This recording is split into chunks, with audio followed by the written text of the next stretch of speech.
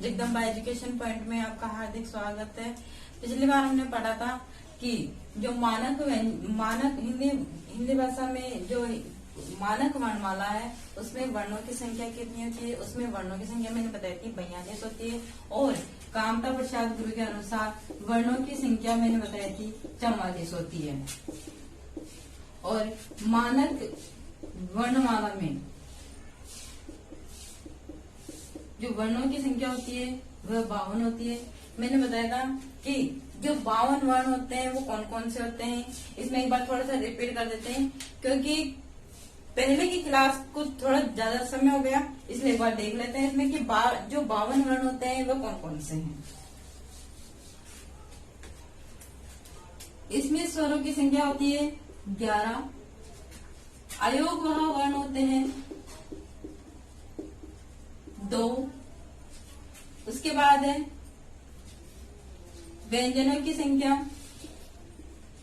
33 होती है। संयुक्त व्यंजन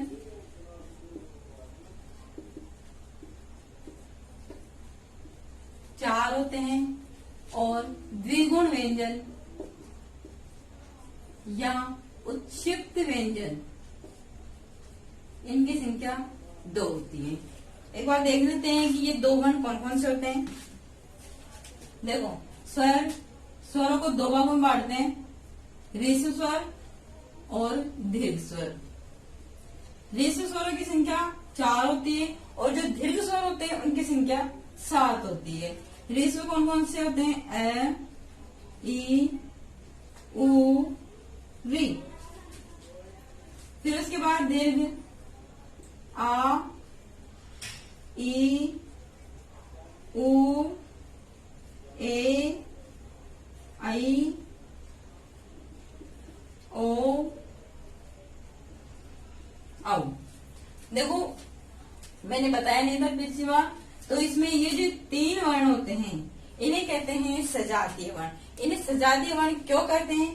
क्योंकि इनका जो मेल होता है वो समान वर्णों से होता है, जबकि ये 4 वर्ण होते हैं इनका जो मेल होता है वो अलग अलग वर्णों से होते हैं, इसलिए इन्हें कहते हैं विजातीय वर्ण और इन्हें कहते हैं सजातीय वर्ण। देखो एक बार इसमें देख लेते हैं क्योंकि यहाँ से क्वेश्चन आया हुआ है, इसलिए इसको एक बार देख लेते हैं कि जो विजातीय वर्ण होते हैं वो कौन कौन से होते हैं और सजातीय वर्ण कौन कौन से होते हैं। देखो ये बनते हैं ए, धन, ऐसे ये बनेगा ई, धन, ई, उ बनेगा उ, धन, उ से। तो यहाँ पर ए, धन, ए दोनों समान है, ए, धन, ई दोनों समान है और उ, धन, उ ये भी दोनों समान है, इसलिए इन्हें कहेंगे सजातीय वर्ण। अब देख लेते हैं कि बाकी बच्चे 3 हो गई है और 4 और बचे हैं विजातीय वर्ण, उनको भी देख लेते हैं। विजातीय वर्ण कौन कौन से होते हैं? ए, आई, ओ, औ। ये बनता है ए, धन, ई से। ये बनेगा ए, धन, आई से। उसके बाद है ए, धन, ओ से और ये औ बनेगा ए, धन, ओ से। तो इसमें से क्वेश्चन पूछा हुआ है कि जो विजातीय वर्ण होते हैं ये दीर्घ जो वर्ण होते हैं उनमें जैसे पूछा जाता है कि औ जो होता है ये किन किन वर्णों के मेल से बनता है? ए, धन, ओ के मेल से। ओ किसके मेल से बनता है? ए, धन, उ के मेल से। आई किसके मेल से बनता है? ए, धन, ए के मेल से। और ए किसके मेल से बनता है? ए, धन, ई के मेल से। अब इसके बाद देखते हैं कि जो अयोग वर्ण होते हैं कौन कौन से होते हैं? 2 वर्ण होते हैं, अंग और अह। इनकी डेफिनेशन मैंने पहले बता दी थी। उसके बाद है व्यंजन। व्यंजनों को हम 3 श्रेणियों में बांटते हैं। 3 श्रेणियां होती हैं, स्पर्श व्यंजन, जिनकी संख्या होती है 25। फिर उसके बाद अंतस्थ व्यंजन, इनकी संख्या होती है 4। और उसके बाद है ऊष्म व्यंजन, इनकी संख्या भी होती है 4। देखो स्पर्श जो व्यंजन होते हैं, स्पर्श व्यंजन, इन्हें स्पर्श व्यंजन ही क्यों कहते हैं? क्योंकि ये जो 25 वर्ण होते हैं इन्हें 5 वर्गों में बांटा गया है, इसलिए इन्हें वर्गीय व्यंजन भी कहते हैं। साथ ही इन्हें स्पर्श व्यंजन इसलिए कहते हैं क्योंकि जो ये इन वर्णों का उच्चारण करते समय, इन 25 वर्णों का उच्चारण करते समय हमारी जो जिह्वा या ध्वनि होती है वो मुख के किसी न किसी हिस्से से टकराती है, इसलिए इन्हें क्या कहते हैं? स्पर्श व्यंजन कहते हैं। उसके बाद है अंतस्थ व्यंजन। अंतस्थ का अर्थ मैंने बताया था बीच में, यानी कि इन्हें न स्वरों, इन्हें बीच में रखा जाता है, स्पर्श व्यंजन और ऊष्म व्यंजन के बीच में रखा जाता है। फिर ऊष्म व्यंजन किसे कहते हैं? ऊष्म व्यंजन उन्हें कहते हैं कि जिन वर्णों के उच्चारण करते समय हमारे मुख से हल्के से सीटी की आवाज निकले और इनका उच्चारण करते समय जिह्वा या ध्वनि होती है वह क्या करती है? थोड़ी सी रगड़ खाती हुई निकलती है और इन्हें बोलते समय बिल्कुल सीटी की आवाज आती है, जैसे श, श, स, ह। उसके बाद आते हैं संयुक्त व्यंजन। संयुक्त व्यंजनों की संख्या 4 होती है, श, त्र, ग और श्र। ये मैंने बता दिया था, ये किन के मेल से होता है। उसके बाद है द्विगुण या उत्क्षिप्त व्यंजन। इसमें क्वेश्चन पूछा जाता है, ज्यादातर उत्क्षिप्त व्यंजन के नाम से पूछा जाता है। तो द्विगुण या उत्क्षिप्त व्यंजन दो कौन कौन से होते हैं? ड और ढ। यहां तक अपना पहले हो गया था। अब देखते हैं कि स्वरों का वर्गीकरण कैसे करते हैं, ये कितने भागों में करते हैं।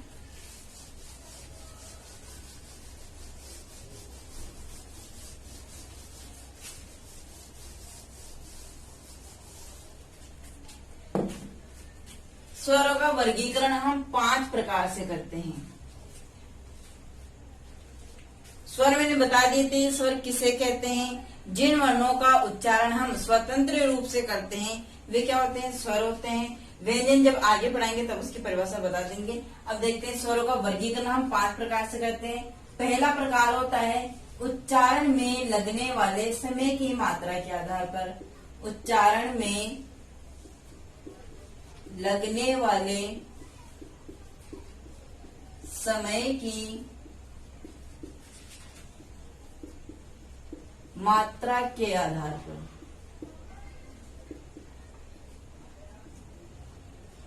इसका मतलब ये होता है, उच्चारण का अर्थ मैंने बताया था बोलना, यानी कि जिस ध्वनि को हम बोलते हैं और ध्वनि जो आवाज निकलती है उसे क्या कहते हैं? उच्चारण। यानी कि उच्चारण में लगने वाले समय, जब जैसे हम किसी वर्ण को बोल रहे हैं तो उस वर्ण को बोलने में कितना समय लग रहा है, उसी आधार पर वर्णों को 2 भागों में बांटा गया है। एक तो होता है रीसु स्वर और दूसरा होता है दीर्घ स्वर। इसमें एक तीसरा भी दे रखा है प्लुत स्वर। लेकिन देखो इनमें थोड़ा बता देते हैं कि ऋस्व का मतलब क्या होता है? छोटा। ऋस्व का मतलब होता है छोटा, यानी कि जिन वर्णों को बोलने में कम से कम समय लगे या एक मात्रा का समय लगे उसे कहते हैं ऋस्व स्वर। इन्हें एक मात्रिक भी कहते हैं, एक मात्रिक स्वर। इनकी संख्या 4 होती है, ए, ई, उ, री। ठीक है। दीर्घ, जैसे यहाँ पर ऋस्व का मतलब होता है छोटा, तो दीर्घ का मतलब हो जाएगा बड़ा। और यहाँ पर एक मात्रा है, यानी कि जिन वर्णों का उच्चारण करते समय कितना लगे, दीर्घ से दुगुना समय लगे या 2 मात्रा का समय लगे, तो इसे क्या कहते हैं? द्विमात्रिक। मैं यहां लिख देती हूं द्विमात्रिक।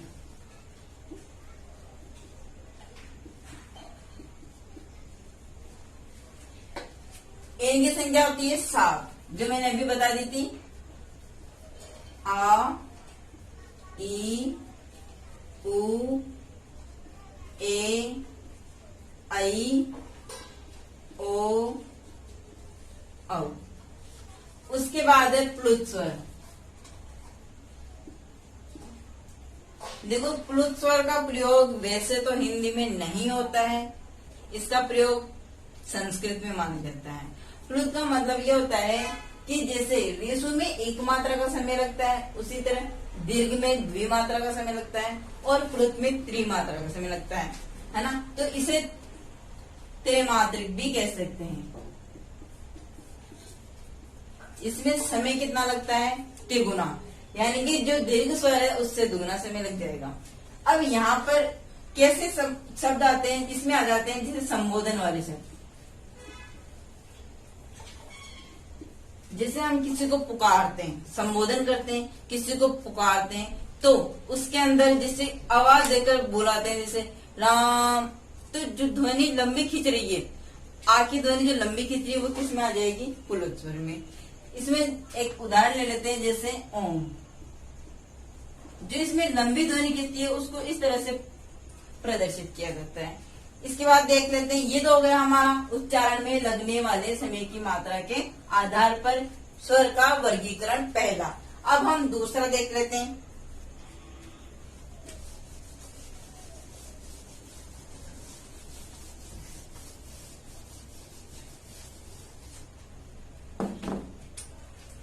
हमारा दूसरा वर्गीकरण है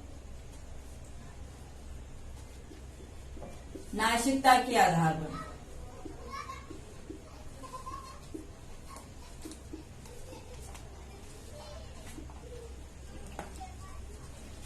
नासिकता कह दो, अनुनासिकता कह दो, इसके आधार पर हम स्वरों को दो भागों में बांटते हैं। एक तो होता है अनुनासिक,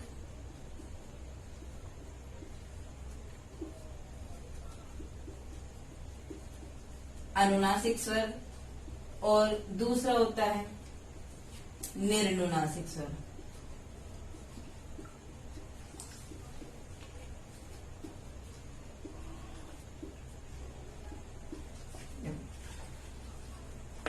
अनुनासिक और निर्नुनासिक का मतलब क्या होता है? अनुनासिक स्वर वे स्वर होते हैं जिनका उच्चारण करते समय ध्वनि मुख और नाक दोनों से निकले, वे क्या कहलाते हैं? अनुनासिक स्वर कहलाते हैं। इसके विपरीत निर्नुनासिक स्वर किसे कहते हैं? वे स्वर जिनका उच्चारण करते समय ध्वनि केवल मुख से निकले, नाक से नहीं, केवल मुख से निकले, वे कहलाते हैं निर्नुनासिक स्वर। जैसे इसमें के वो वर्ण आते हैं जिनमें चंद्र बिंदु, इसमें निर्नुनासिक, सॉरी, जो अनुनासिक स्वर होते हैं इसमें जैसे मान लो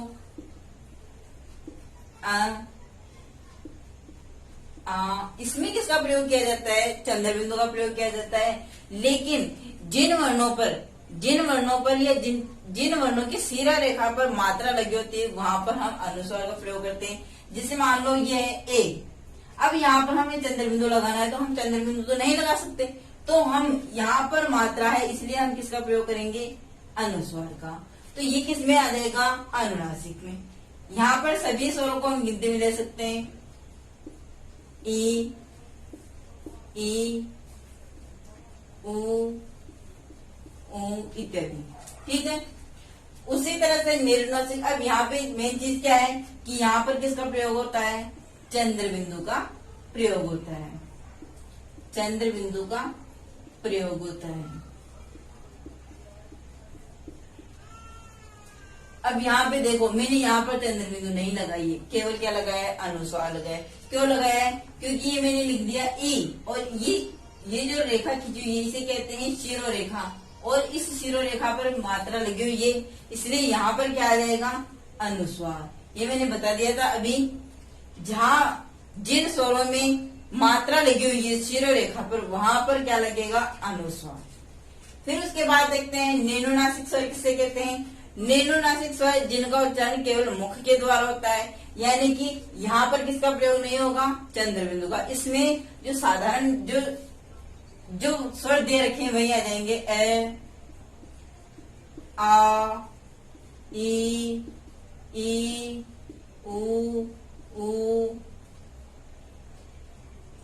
ए, आई इत्यादि। ठीक है, अब देखो इसमें हम एक एक उदाहरण भी देख लेते हैं। अब यहाँ पे जैसे उदाहरण मैंने ले लिया ईंट, देखो यहाँ पर चंद्र बिंदु आना चाहिए, लेकिन यहाँ पर ऑलरेडी मात्रा दी हुई है, तो हम यहाँ पे क्या लिखेंगे, अनुस्वार ईंट। अब यहाँ पे देख लेते हैं, यहाँ पे दूसरा उदाहरण और देख लेते हैं, आंख। आ जो लगा हुआ है इसकी शिरोरेखा पर कोई मात्रा नहीं है, इसलिए हम यहाँ पे क्या लगाएंगे, चंद्र बिंदु। अब यहाँ पे साधारण जैसे आ जाएंगे आम, आजा इत्यादि। ठीक है, ये तो हो गया स्वरों का वर्गीकरण। मैंने 5 प्रकार से बताए थे। हमारा पहला वर्गीकरण हो गया, और दूसरा वर्गीकरण नासिकता के आधार पर या अनुनासिकता के आधार पर। अब हम चलते हैं तीसरे वर्गीकरण पर।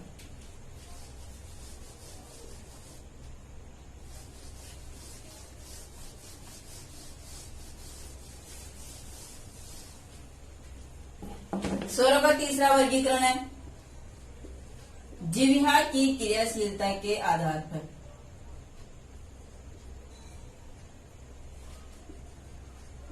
जिह्वा की क्रियाशीलता के आधार पर।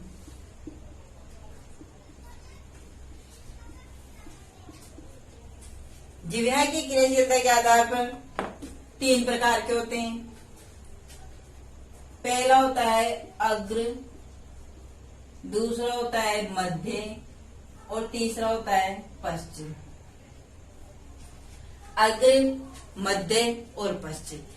देखो जिह्वा की क्रियाशीलता का मतलब क्या होता है, जीवे यानी जीव। जिह्वा का मतलब होता है जीव, यानी कि जिह्वा जिन वर्णों का उच्चारण करते समय हम कोई भी वर्णों का उच्चारण करते हैं, उस समय हमारे जिह्वा का जो भी भाग सक्रिय होगा वह उसी आधार पर इसको बांटा गया है, इसलिए इसे कहते हैं जिह्वा की क्रियाशीलता। क्रियाशीलता मतलब सक्रिय होना।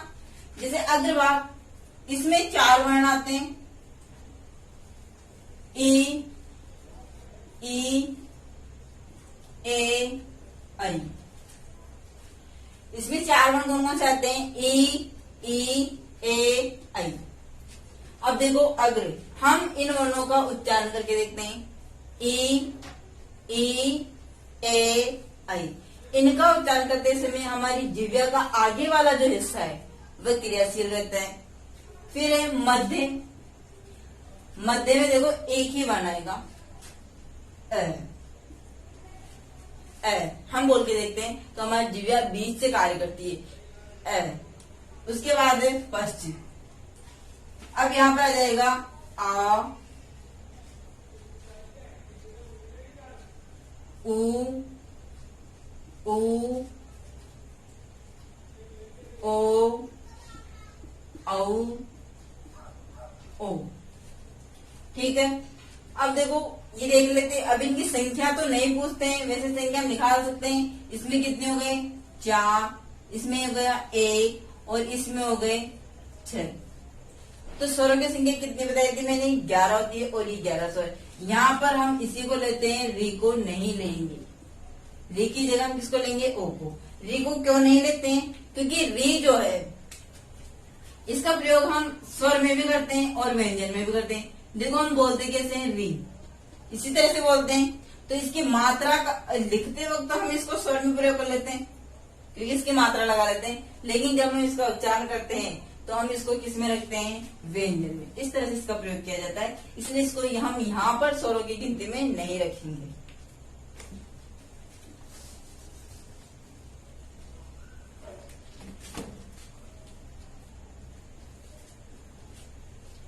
इसके बाद चौथा वर्गीकरण,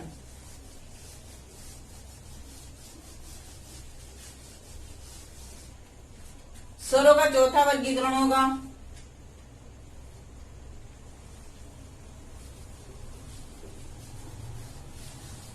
ओष्ठों की क्रियाशीलता। ओष्ठों की क्रियाशीलता के आधार पर।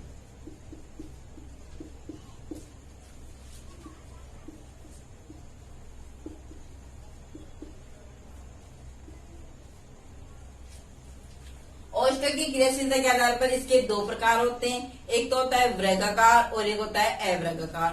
वर्गाकार का मतलब ये होता है कि जिन वर्णों का उच्चारण करते समय हमारे होठ गोल हो जाते हैं वे होते हैं वर्गाकार, और जिनका उच्चारण करते समय हमारे होठ गोल नहीं होते वो होते हैं अवर्गाकार।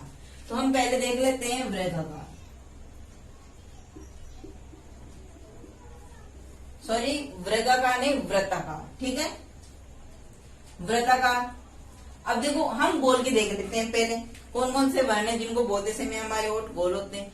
ए नहीं, आ, ई, उ, और उ,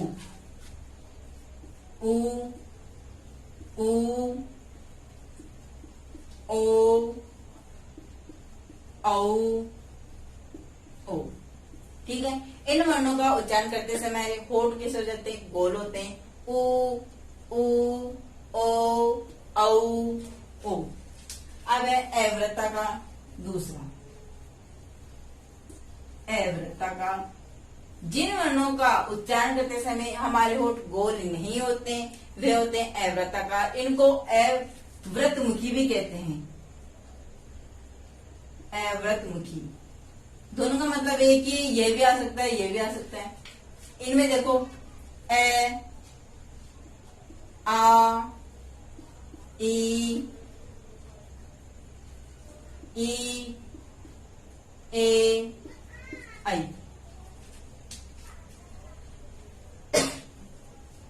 उसके बाद है हमारा स्वरों का वर्गीकरण, चौथा वर्गीकरण हो गया। अब हम देखते हैं पांचवा वर्गीकरण।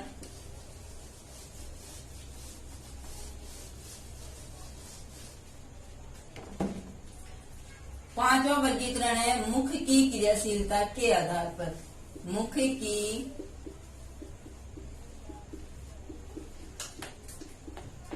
क्रियाशीलता के आधार पर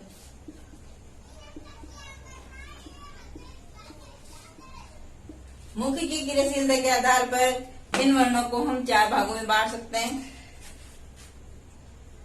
पहला है समृद्ध स्वर,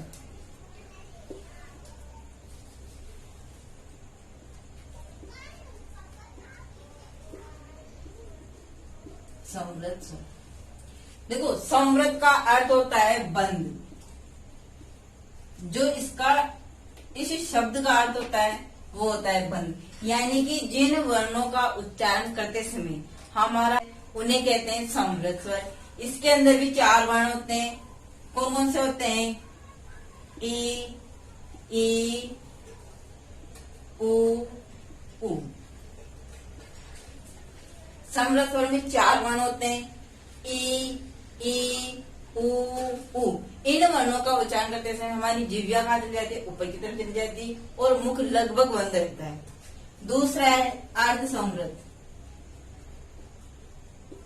अर्ध समृद्ध, अर्ध यानी आधा, समृद्ध यानी कि आधा बंद रहता है। इसके अंदर ये अर्ध समृद्ध में जैसे मान लो इसमें मुख लगभग बंद रहता है तो इसमें थोड़ा इससे थोड़ा खुला रहता है।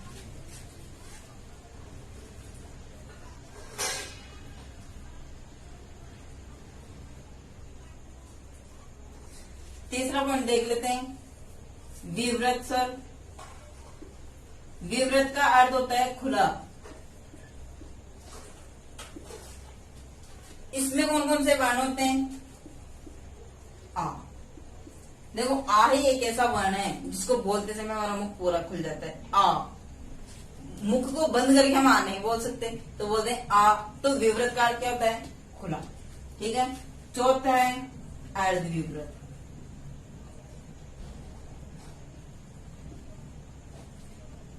इसका मतलब होता है कि हमारा मुख आधे से ज्यादा खुला रहता है। इसमें दो वर्ण आते हैं, इसमें चार वर्ण आते हैं, आई, औ, ए, ओ। और इसमें अर्ध समृद्ध में इसमें दो वर्ण आते हैं, ए और ओ। तो हम देख लेते हैं, इसमें देखो इसमें वही 11 स्वर आ जाएंगे।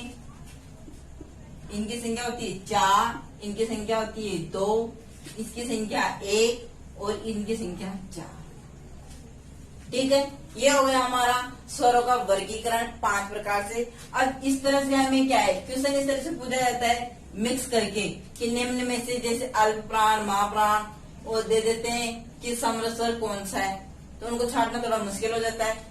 और ये जो शब्द हैं, ये जो स्वर हैं, ये याद नहीं रह पाते, तो इसके लिए थोड़ा सा हम देख लेते हैं कि इनको हम किस तरह से याद करते हैं। मैं एक छोटा सा डायग्राम बताती हूँ जिसके माध्यम से हम इन स्वरों का वर्गीकरण को याद कर सकते हैं।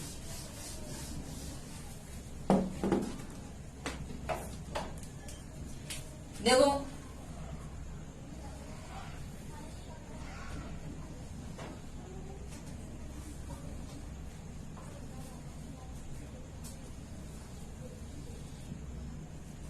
इस तरह से हम बनाते हैं। इसके अंदर हम देखो, पहला तो ऋसु स्वर उच्चारण में लगने वाले समय की मात्रा के आधार पर मैंने बताया था 2 प्रकार होते हैं, ऋस्व और दीर्घ। तीसरा था प्लुस स्वर जिसे संस्कृत में काउंट किया जाता है, जिसे हिंदी में नहीं गिना जाता है वर्तमान समय में। दूसरा मैंने बताया था कि नासिकता या अनुनासिकता के आधार पर 2 प्रकार के होते हैं, अनुनासिक और नैनोनासिक। अनुनासिक स्वर वे होते हैं जिनका प्रयोग करते समय मुख व नाक दोनों से हवा निकलती है, और दूसरा होता है नैनोनासिक जिनका प्रयोग करते समय वायु केवल मुख से निकलती है। और अब तीसरा देखते हैं कि जिह्वा की क्रियाशीलता के आधार पर। तो हम पहला देख लेते हैं जिह्वा की क्रियाशीलता। हम इसमें 3 प्रकार में लास्ट वाले जो 3 बताए थे उस प्रकार से हम 3 बार इसको 3 बार बना लेते हैं। तो 3 बार में क्या है, तीनों अलग अलग समझ में आ जाएगा। तीसरा था जिह्वा के आधार पर। चौथा था हमारा ओष्ठों की क्रियाशीलता के आधार पर। और 5वां था मुख की क्रियाशीलता के आधार पर।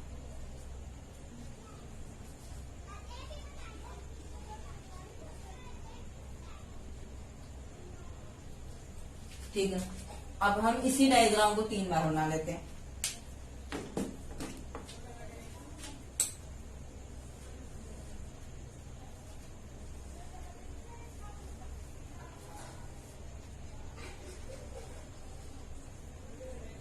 यहां पर आएगा ई,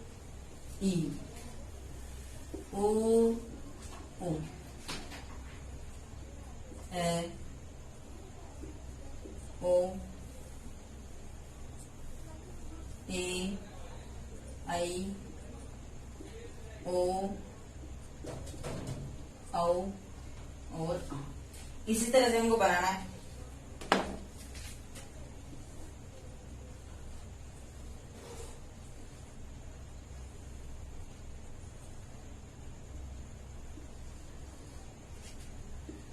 ई, ऊ, ए, ओ, ए, आई, ओ, औ, आ।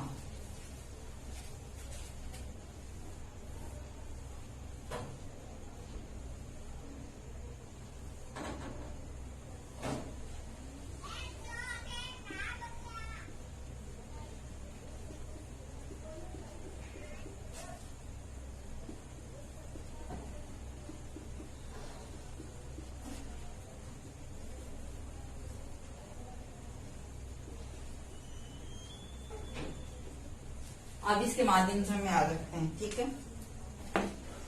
देखो, तीसरा में 2 मैंने बताई थी। तीसरा बताया था जिह्वा की क्रियाशीलता के आधार पर। जिह्वा की क्रियाशीलता के आधार पर हम जो स्वर होते हैं उनको 3 भागों में बांटते हैं, अग्र, मध्य और पश्च। अग्र भाग में देखो, आगे वाला स्वर मैंने 4 वर्ण बताए थे। अग्र, ई, ए, ऐ, ये बताए थे मैंने, ई, ए, ऐ। फिर है मध्य में, ये मध्य वाला आ जाएगा। पश्च भाग में ये 5 6 आ जाएंगे, ये होते हैं पश्च स्वर।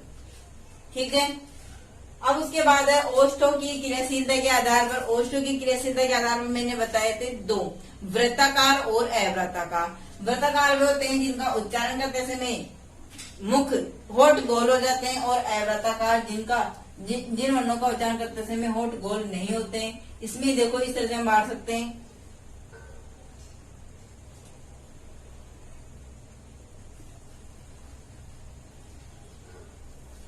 इन वर्णों का उच्चारण करते समय होंठ कैसे हो जाते हैं, व्रत की जैसे, या वृत्ताकार, व्रत के आकार के बन जाते हैं। और इनका उच्चारण करते समय होंठ अवृत्ताकार रहते हैं।